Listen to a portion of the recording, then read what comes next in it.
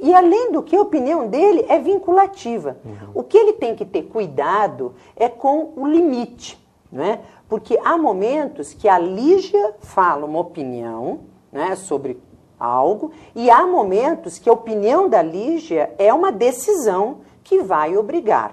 Então, para aqueles mais desavisados, ela pode sair da imparcialidade para ingressar no campo da parcialidade. Agora, imparcialidade não deve ser confundida com neutralidade. Neutra eu não sou. Eu tenho que ser imparcial. Agora, neutra não.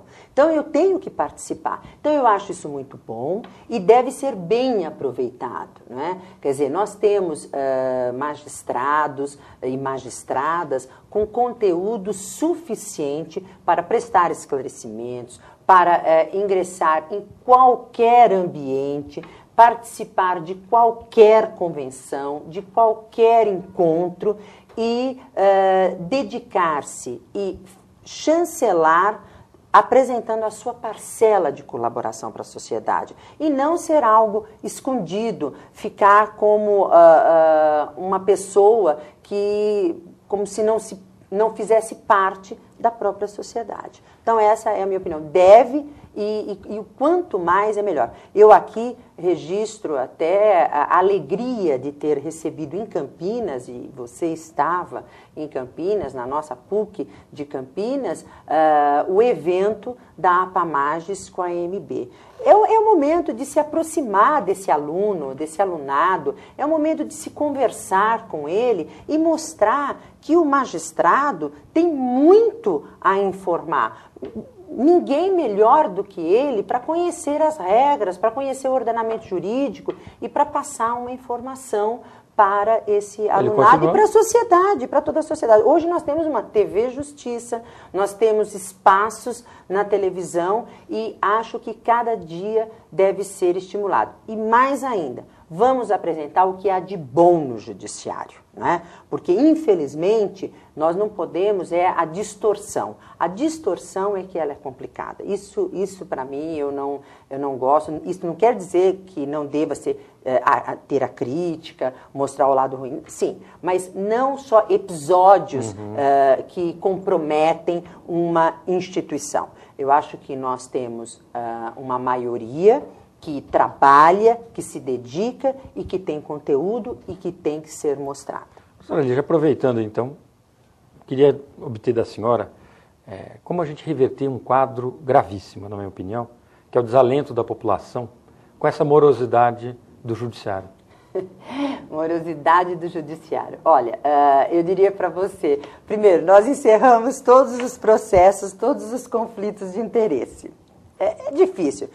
Aqui eu falei há pouco e outro dia repeti, assisti à entrevista que você fez ao nosso vice-presidente, Dr. Caio Canguçu, e eu vou sempre repetir isso mesmo. E ele falou com uma preciosidade, com muita preciosidade. Falta educação. E a ausência de educação do povo, de modo geral... Podemos acrescentar disciplina também? Usando os dois pais da senhora como... exatamente. Baliza. Educação, disciplina, quer dizer, não, e diálogo. A educação aqui que envolve diálogo. Eu digo assim, a porta do judiciário é porta de igreja, ou templo, prefiro falar um templo. Entra o que for, não é? Se é pretensão, será acolhido ou não, isso é outra conversa, isso é outro momento. Mas o judiciário é o único poder que recebe todo mundo, nem o executivo, nem o legislativo. É o poder que está aberto para todos, independente de raça, cor, sexo ou religião. Ele recebe todo mundo mesmo. Agora, realmente deveria existir um filtro. Primeiro, o próprio poder público é o maior causador de litígio. De litígios. Então, nós já começamos. Se nós tirássemos essa parcela, já seria... Agora mesmo eu li, até trazia aqui sobre o COFINS, né? Que é um número expressivo. Eu até mandei imprimir lá no meu gabinete, está aqui. Cofins abarrota tribunais e ações e atinge 35 bilhões. Quer dizer, então, são dados, quer dizer, isso aqui eu não estou tirando da minha cabeça, né? São dados que veiculam na internet. Quer dizer, o próprio poder público causa esse tipo... E também interessa ao próprio poder público deixar moroso o judiciário. Exato. Aí que está. Então, é um círculo vicioso. Agora, dizer, vamos exterminar com os recursos, vamos acabar com determinados expedientes. Eu acho isso muito perigoso. Logicamente que, se eu tiver mais dinheiro, maior infraestrutura, não é? Eu vou melhorar.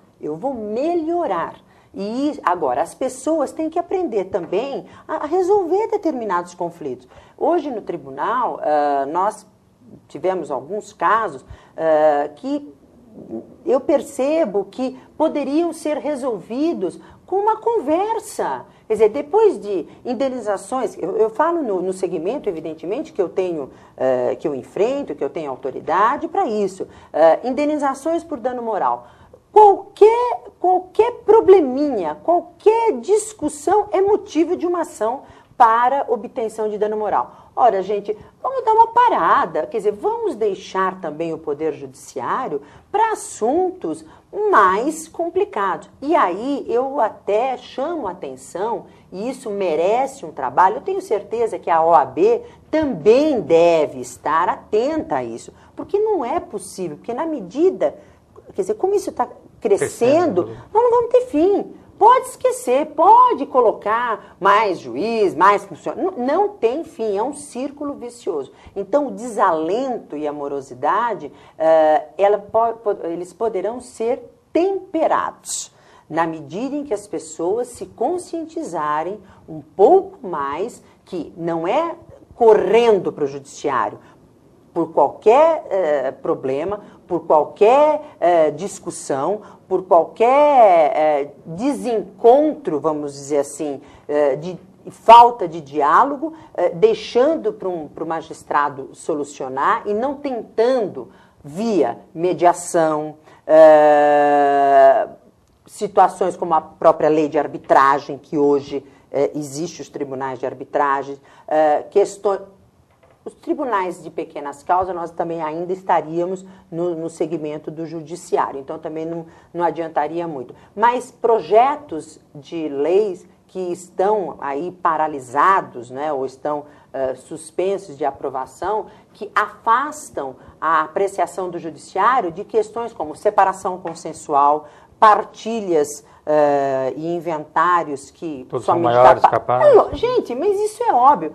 Óbvio, uma vez eu ouvi de uma senhora que dizia o seguinte, ora, se eu para casar, eu não procurei o juiz e ela dizia assim, o fórum, e não fui no juiz, por que para separar eu tenho que buscar a ordem do juiz? Quer dizer, quando o casal já resolveu. Isso é uma pura verdade, gente. Isso pode ser uma situação que deve ser resolvida sem a presença do judiciário. Então, eu acho que são medidas que podem ser tomadas para também temperar. E maior educação, evidentemente, do povo e deixar apenas aquelas questões de interesse público e questões que não podem ser resolvidas, exatamente, tuteladas pelas próprias partes, a exemplo de medidas coercitivas, de medidas que envolvem poder de polícia, né? Execuções, casos de apreensão de bens, que aí sim, aí eu creio que deva ter a interveniência do Poder Judiciário. Doutora Lígia, eu vou pedir licença para a senhora. Tudo bem. Nós vamos para um rápido intervalo e já voltamos. Estamos de volta com Frente a Frente com a Justiça, nessa oportunidade, trazendo a entrevista da desembargadora Lígia Bisogni.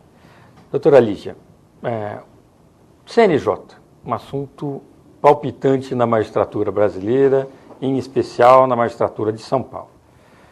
Qual o perfil desse órgão, na opinião da senhora, qual o perfil que esse órgão deveria assumir e se está correto esse controle externo para a magistratura?